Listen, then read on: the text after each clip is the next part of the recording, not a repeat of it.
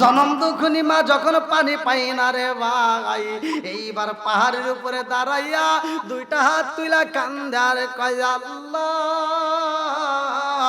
এই মুহূর্তে যদি তুমি পানি না দাও আমার সন্তানরে বুঝি বাঁচাইতে পারবো না।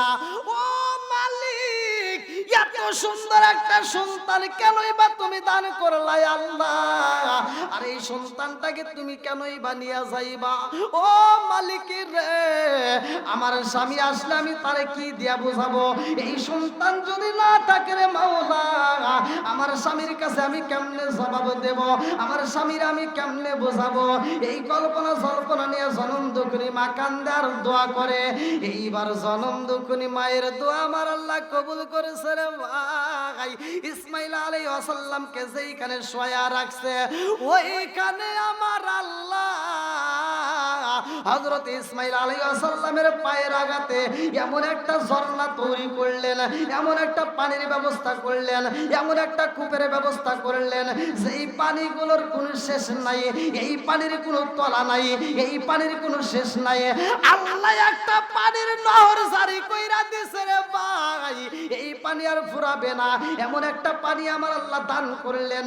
সারা পৃথিবীর ভিতর গুইরা দেখবা, যশোর জেলায় গুইরা তুমি ডাবের পানি পান করবা, এই ডাবের পানি পান করতে হইলে তোমার বৈশা পান করতে হইব, টিউবওয়েলের পানি পান করতে হলে তোমার বৈশা পানি পান করতে হইব, নদীর পানি পান করতে হইলে তোমার বসে পান করতে হইব, মিনারেল ওয়াটার পানি যদি কিনা পান করতে হয় বসে পান করতে হইব। এইটা দাঁড়ায় খাওয়া যাবে না, এটা দাঁড়ায় খাওয়া যাবে না। কিন্তু ইসমাইল আলাইহিস সালামের পায়ের আঘাতে আমার আল্লাহ এমন একটা পানি দিল রে ভাই, এই পানিটা বসে পান করা যাবে না। আমার আল্লাহ বললেন এই পানিটা দাঁড়িয়ে পান করা সুন্নাত। জোরে জোরে একটা পর্দা পালায়া দেই গো, এর কারণ হইল আল্লাহ কয় জিবরাইল আমার নবী বুড়ি মারে ওয়াদা দিছে, বুড়ি মারে নিয়ে যাইব ওই নৌকাতে, অথচ নেই নাই। আমার নবীর মনে নয়, আমার নবী বুড়িমার কথা বইলা গেছে। ও জিবরাইল, এই মুহূর্তে কুদরতি একটা চাদর বিছায়া দাও, তা না হইলে এই বুড়ি মাই মানাই না যদি এই পানির ভিতর কাফেরদের দলে মইরা যায়। এই বুড়ি মা কাল কিয়ামতের দিন আমার নবীর বিরুদ্ধে আদালতে মামলা করবে। কথা কোন ঠিক কি না? দেখেন আল্লাহ বাঁচানোর মালিক, কথা কোন ঠিক কিনা? সব কিছুর মালিক আল্লাহ, রিজিকও দেওয়ার মালিক, খাওয়ানোর মালিক, সব কিছুর মালিক। বন্ধুরা রে আমার, এইবার নূহ নবী ডাকে দিয়া কয় মা গো, ও বলি মা, আমার মালিক তোমার হিফাজতে করছে রে মা। 40 দিন পানি ছিল, তুমি পানির ভিতরে ছিলা। বুড়ি মা ডাক দিয়া কই নবী গো, পানির ভিতর মানুষ থাকবে এটা হতে পারে না, এইটা তো আমার বুঝে আসে না। বলে এটাই আমার আল্লাহর নীলা খেলা। কথা কোন ঠিক কিনা? নবী মাছের পেটে 40 দিন রয়। কিতাবের ভিতর উল্লেখ করা হয় ইউনূস নবী 40 দিন পর্যন্ত মাছের পেটের ভিতর থেকে আল্লাহ আল্লাহ জিকির করে। ওই মুহূর্তে মাছের পেটের ভিতর ইউনূস নবী একটা দোয়া পড়লো, লা ইলাহা ইল্লা আনতা সুবহানাকা ইন্নী কুনতু মিনাজ জালিমিন। কথা কোন ঠিক কিনা? নূহ নবী যখন এই দোয়াটা পড়ছে, নূহ নবী যেই মাছের পেটের ভিতর ছিল, মাছটা এইবার জ্বালা যন্ত্রণা শুরু হয়। ওই মাছটার আবার আরেকটা মাছের ভিতর ছিল। এই ওয়াজ কিন্তু সব হুজুর করে না। এইবার নূহ নবীর কথা আর এই যে আরেকটা ইউনূস নবী, দুইটা নবীর কথা। এবং একটা নবী আছে যেই নবীটার নাম লূত আলাইহিস সালাম, তার স্ত্রী কিন্তু জাহান্নামী এবং নূহ নবীর স্ত্রীও জাহান্নামী। লম্বা একটা ঘটনা, আমি সংক্ষিপ্ত করে বোঝায়া যায়। এইবার ইউনূস নবী মাছের পেটের ভিতর থেকে 40 দিন পর্যন্ত আমার আল্লাহর জিকির করে। ওইখানে রিজিক দিছে কে? বাঁচাইছে কে?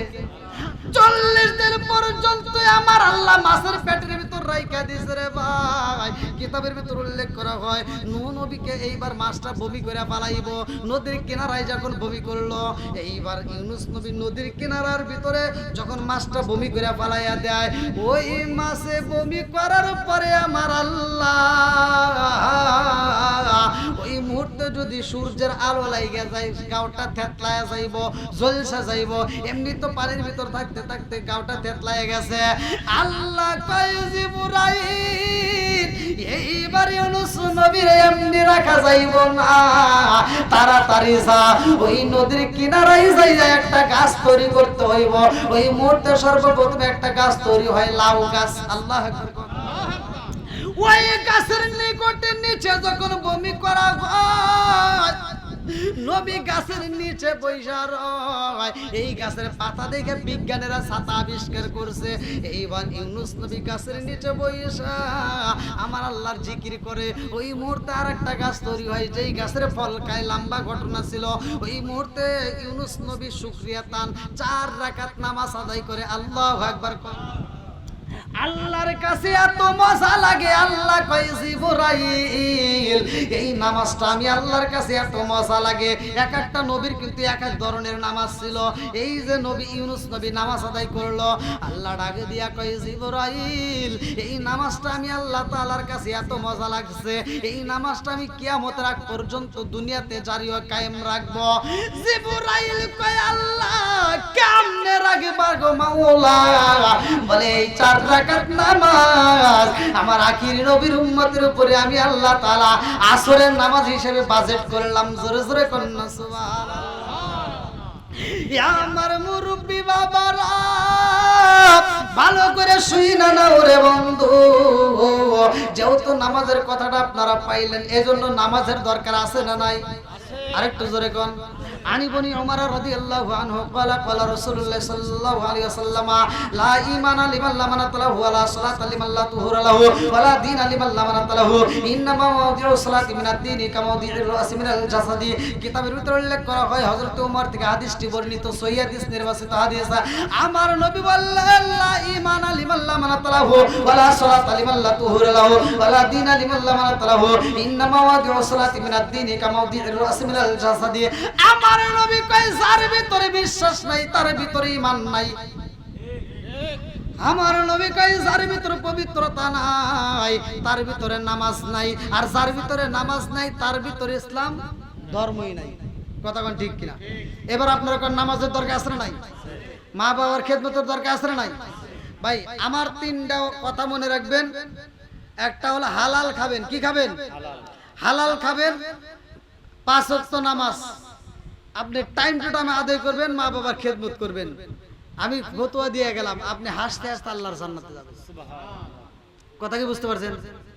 হালাল খাইতে গেলে এই জিহ্বাতে যখন আপনি হালাল দিবেন, তখন এই জিহ্বা দিয়ে হারাম কাজ করা যাবে না। কথা কোন ঠিক কিনা? মিথ্যা কথা বলা যাবে না, গীবত করা যাবে না, চগলখড়ি করা যাবে না। তো সব কিছু হেফাজত করে এই জিহ্বা। কথা কোন ঠিক কিনা? একটা হাদিসের ভিতরে আসছে, আল্লাহ রাসূল বলছে আমাকে বেশি না তোমরা 2টা জিনিসের নিশ্চয়তা দিবা। কয়টা? আমার নবী বলছে কিন্তু একবার সহিহ হাদিস, যে আমাকে 2টা জিনিসের নিশ্চয়তা দিবা, আমি নবী তোমাকে জান্নাতের নিশ্চয়তা দেব। 2টা জিনিস কি? আমার নবী বললেন 2টা জিনিসের মধ্যে একটা হলো 2 চোয়ালের মধ্যবর্তী। 2 চোয়ালের মধ্যবর্তী, তাহলে এটা কি? জিহ্বা।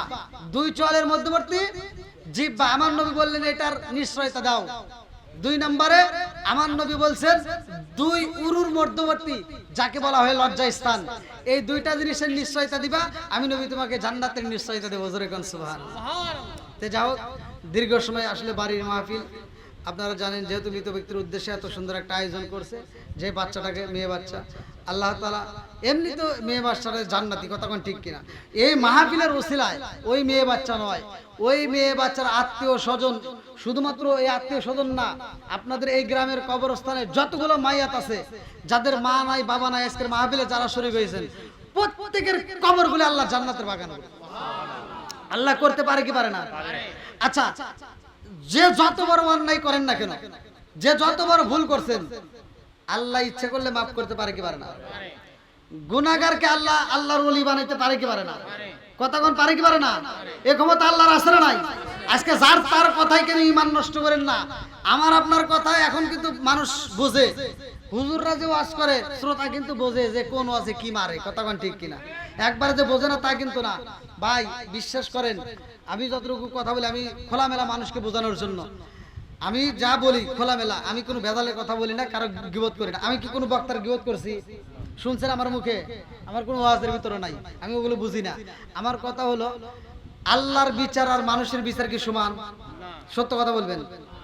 এই যে আমি কোরআন তেলাওয়াত করলাম, আমি একটা হরফ যদি উচ্চারণ করি 10টা নাকি, কটা নাকি? জোরে কোন। আমি একটা আয়াত পড়লে আপনারা আয়াত শুনেন নাই, একটা আয়াত পড়লে আপনারা আয়াত শুনছেন। আমি এই আয়াতটা পড়তে গিয়ে কি আমার কষ্ট করা লাগে নাই? আমার মতো কি কষ্ট আপনি করছেন? এই মুরব্বী যদি কই যে আপনি একটু ওয়াজ করেন, করবো না, পারবো না, তার মানে আমি যে কষ্ট করছি এই মুরব্বী কিন্তু তা করে নাই, কতক্ষণ ঠিক কিনা। আচ্ছা, এই মুরব্বীর জীবনে যে টাকা ইনকাম করছে, আর আমি যদি এই মুরব্বী কই, আপনারা কথা কিন্তু বুঝে নিয়েন, এই মুরব্বী যদি কই আপনি তো সারা জীবন ভালোই ইনকাম করছেন, দেন অর্ধেক ভাগ দেন, দিব না? দিব, কতক্ষণ। তাহলে উনি যদি ওনার বুঝবো যে আমি কি আমার বুঝবো না, তাহলে আমি এত কষ্ট করে 7 বছর ডাল দিয়ে ভাত খাইছি, খুবনি 18 দাগে পড়ছি, 7 বছর ডাল দিয়ে ভাত খায়া পড়াশোনা করছি, তাও 2 বেলা ভাত দিছে ভাই। এখনকার যে মাদ্রাসা আপনারা দেখেন, এই সমস্ত মাদ্রাসা সব শ্বশুর বাড়ি হয়ে গেছে, 3 বেলা ভাত দেয়, তাও ছাত্রদেরকে পোশাক দেয়, কত আদর করে, তাই ছাত্ররা থাকতে চায় না, কতক্ষণ ঠিক কিনা। আর আমাদের সময় আমরা যখন পড়ছি খুবনি 18 দাগে, এখনো যাইন, এখনো যদি মাদ্রাসার বারান্দায়, মাদ্রাসার আঙ্গিনায়, মাঠে পাড়া দিই, আত্মার ভিতরে সান্নত করে ওঠে এখনো। তে 2 বেলা ভাত দিছে, তাও সকালবেলা দিছে লাবড়া, আর বিকেলবেলা যে আসরের পরে দিছে ডাউল, শুধু পাতলা ডাউল। এই ডাউল দিয়ে বাটি দিছি, এই ডাউলে ভাত খাইছি, পানি না লাগে। তাহলে মনে করেন এত কষ্ট করে পড়াশোনা করছি। আর হ্যাঁ, এই পড়াশোনা কইরা আমি পড়াশোনা করে যে সব পামু, আপনি কি হেরে দিমু? সম্ভব? সত্য কথা বল। ওই মুরব্বি যেহেতু তার টাকার ভাগ দেয় না, আমি কে হেল্প করার ভাগ দেবো? এখন যত বক্তা ওয়াজ করে ভাই, আমার কথাটা রাগ করেন না, আমি যদি কোরআন তেলাওয়াত করে আমি যে সব পাইতেছি, আপনি শুনলে একই সব, কতক্ষণ ঠিক কিনা। এই বিচারটা করছে কে? জোরে কর না কে? আরো জোরে। এই বিচার যদি কোনো হুজুরকে দিত, যত বড় হুজুর বাংলাদেশে থাক না কেন, সারা পৃথিবীর যত হুজুর থাক না কেন, যদি আল্লাহ কইতো তোমরা কষ্ট করে পড়াশোনা করছো, তোমরা পড়তেছাও কষ্ট করে, আর জনগণ শুনতেছে নাকি, হ্যাঁ, তো তোমরা এত কষ্ট করে পড়াশোনা করছো, তোমরা সব এত পাইবে, ওখানে কি দিবে তোমরাই দাও। আপনারা কি একটা সব পাইতেন? কোন সত্য কথা বলেন। আমি আপনার খাতা কলমে লিখে দেব, কোন হুজুরি জীবনেও একটা সব দিত না, কেউ দিত না। দিত? আমিও দিতাম না, কেউ দিত না। তাহলে এটা দিছে কে? জোরে কোন। তাহলে আল্লাহর বিচারটা কি? হাই হাই, তারপরেও আপনি কেন দূরে থাকবেন? আল্লাহ কি বিচারক যে আমি পড়ি, এত কষ্ট করে পড়াশোনা করছি, আমি পড়লে যে সব, আপনি শুনলে একই সব। জোরে কোন সুবহানাল্লাহ। তাহলে আমি পড়লে যে সব, আপনি শুনলে একই সব। ইমাম সাহেব নামাজ পড়াইতেছে, ইমাম সাহেব কত সুন্দর করে কিরাত করতেছে, আপনি তো কিরাত বোঝেনই না, আপনি শুধু মনোযোগ সহকারে শুনবেন, আল্লাহ তাআলা আপনাকে পড়ার সব দিবেন। আল্লাহর কি সুন্দর বিচার। তাহলে সেই আল্লাহর ইবাদত করার দরকার আছে না নাই? তাহলে আল্লাহর মতো ভালোবাসা আমাদেরকে কেউ বাসতে পারে না, কতক্ষণ ঠিক কিনা। এত ভালোবাসে সেই মালিকরা আমরা কেমনে ভুলে থাকি? ভাই আপনাদের পায়ে হাত দিয়ে বলি, এখনো সময় আছে। আপনারা মনে করেন না যে অনেকে ভাবে যে গুনাহ করছি জীবনে, এমন গুনাহ করছি হয়তো মানুষকে জানাই নেই, আমি তো আমার গুনার খবর জানি, কতক্ষণ ঠিক কিনা। ও চিন্তা করে যে আমার এই গুনাহ মনে হয় জীবনে মাফ হবে না, এ ভয়ে তো অনেকে মসজিদে যায় না, কতক্ষণ ঠিক কিনা। এ ভয়ে তো অনেকে কয় যে আচ্ছা যদি সময় হয় আর কিছুদিন যায়, ঘসমস করে এসে তারপরে ভালো হলো, কতক্ষণ ঠিক কিনা। বা এই নিয়ত করেন না, এখনো সময় আছে, কে কোন সময় মরবে কেউ জানি না, কতক্ষণ ঠিক কিনা। আমিও মারা যেতে পারি, আপনিও মারা যেতে পারেন, যে কোনো মুহূর্তে মরে যেতে পারি। এই জন্য আল্লাহ রাসূল বলছে মৃত্যু কোন সময় আসবে কেউ জানে না, কুল্লু নাফসিন যায়কাতুল মাউত, মরণ নামক ফল সবার জীবনে খাইতে হবে। আল্লাহ রাসূল বলছে মরণ কত নিকটে জানো? একজন সাহাবী বলল ইয়া রাসূলুল্লাহ, ইয়া হাবিবাল্লাহ, আমি মনে করি আমি যখন নামাজে দাঁড়াই এই নামাজটা শেষ করতে পারবো কিনা আমার ভয় লাগে। আর একজন বলে হুজুর আমার মনে হয় আমি মনে হয় সালাম ফিরাইতে পারবো না। এক একজনের এক এক মন্তব্য। আমার নবী বলে তোমরা তো এক একজন এক একটা বললা, আর আমি নবীর কি মনে হয় জানো? বলে কি মনে হয়? বলে আমি নবী যখন চোখের পাতা ফালাই এই পাতাটা তুলতে পারবো কিনা এটাই ভয় লাগে। তাহলে মৃত্যু এত নিকটে, এই জন্য শরীরের চামড়া যতদিন ছিল টাইট করছি আমরা ভালোই ফাইট, শরীরের চামড়া হয়েছে ডিল, এখন দেবো আল্লাহর সাথে মিল, কথা কোন ঠিক কিনা? তা এখন আপনারা যারা আছেন 5 ওয়াক্ত নামাজ পড়বেন, যাদের মা বাবা বাচ্চা আছে মা বাবার খেদমত করবেন, মা বাবার মুখে হাসি ফুটাইবেন, ওই মানুষটার মুখে হাসি ফুটাইবেন ভাই, আমি বলে দিচ্ছি ভালো করে আপনারা প্রমাণ করে নিয়েন, ওই মা বাবার মুখে যত ভালো খাবার খাওয়াইবেন আল্লাহ আপনার তত বরকত দিবেন। আপনি মা বাবাকে যত হাসাইতে পারবেন আল্লাহ আপনি তত সম্মানিত করবেন, আর আপনি মা বাবার মনে যদি কষ্ট দেন আপনারও কষ্ট পাইতে হবে। তো যাও, বর্তমান জামানায় বিশেষ করে মা বোনেরা, বউ শাশুড়ির ভিতর দ্বন্দ্ব আছে না? আছে। মা বোনেরা রাগ করেন না, আপনারা দীর্ঘ সময় আলোচনা শুনলেন, হয়তো মাইকের আওয়াজের কারণে আমি কষ্ট করে কথা বলছি, অল্প সময়ের ভিতর যতটুকু কথা বলছি, আমার কথায় যদি আপনারা কষ্ট পেয়ে থাকেন ক্ষমার দৃষ্টিতে দেখবেন। আর আপনারা মা বোনেরা যাদের স্বামী বাচ্চা আছে স্বামীর খেদমত করবেন, 5 ওয়াক্ত নামাজ পড়বেন, শ্বশুর শাশুড়ি বাচ্চা থাকলে তাদের খেদমত করবেন, তাদের অজুর পানি দিবেন, গোসলে পানি দিবেন, দেখবেন ওই অজুর পানি দেওয়া অজু করলে সে এমনিতে আপনার জন্য আত্মা ভরে দোয়া করবে, কথা কোন ঠিক কিনা?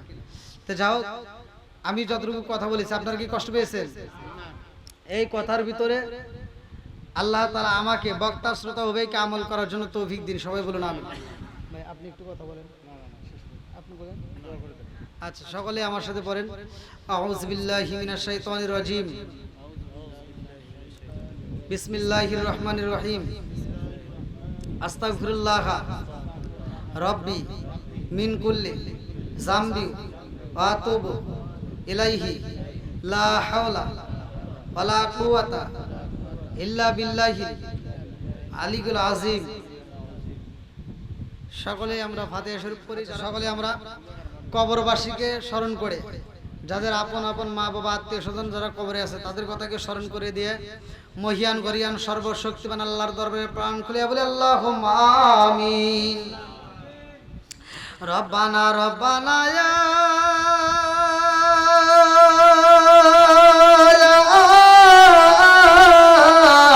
রব্বানা মাফ কইরা দাও জীবনের সব গুনাহ, মাফ কইরা দাও জীবনের সব গুনাহ। ও মাবুদ মাওলা রে, ডাকি আমরা তোমারে, ও মাবুদ মাওলা রে, ডাকি আমরা তোমারে। আল্লাহ গো মালিক, তাকায় দেখো আল্লাহ সাহেবে দাওয়াত আল্লাহর বাড়িতে, আল্লাহ দুনিয়ার দৌলতে কানায় আল্লাহ এত সুন্দর একটা কোরআনের মজলিস রে মাহবুব, তোমার শাহী দরবারে 2 কানা হাত বাড়াইছি আল্লাহ। টাকা দেখো গভীর রাতে ভাইয়া যায় আমার মুরব্বী বাবারা, যুবকের দলেরা, কচি গাছারা সহ, পর্দানি সবলা সবলা মা বোনের সহ একটা মানুষও বিরক্ত হয় না। ও মাবুদ, তাকায় দেখো রে আল্লাহ, তোমার হাবিবের সাথে কয়েক মর্তবা দরুদ সালাম পড়লাম। এই মাহফিলের শুরু থেকে শেষ পর্যন্ত যতটুকু আলোচনা হয়েছে ফাতিহা শরীফ পড়েছি, দরুদ শরীফ পড়েছি। আল্লাহ ভুল গলতি গাতা গুজলবে তুমি মাফ কইরা সবটুকু সোনার মদিনায় কামলি আল্লাহর রওজায় পৌঁছায়া দাও। আল্লাহ বাবা তুমি থেকে শুরু করে আজ পর্যন্ত যত হলো নরনারী বিদায় দিছে মাওলা, অনেকের জন্ম দুঃখনি মা নাই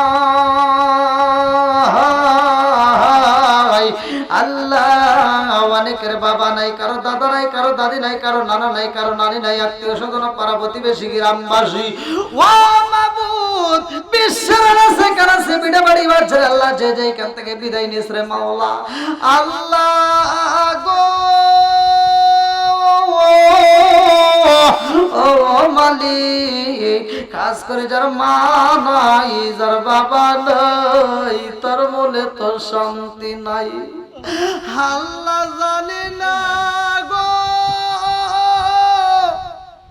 না জানি কার মা কবরের ভিতর কান্দে আর কই বেটা রে একটু দোয়া কর, কবরের আযাব আমি সইতেই পারি না। আল্লাহ গো, না জানি কার মা কান্দে আর কই বেটা রে তোদের কাছে একটা শাড়ির আবদার করি না রে বাবা, তোদের কাছে এক প্লেট ভাতের আবদার করি না রে বাবা, একটু দোয়া কর, কবরের আযাব আমি সইতেই পারি না।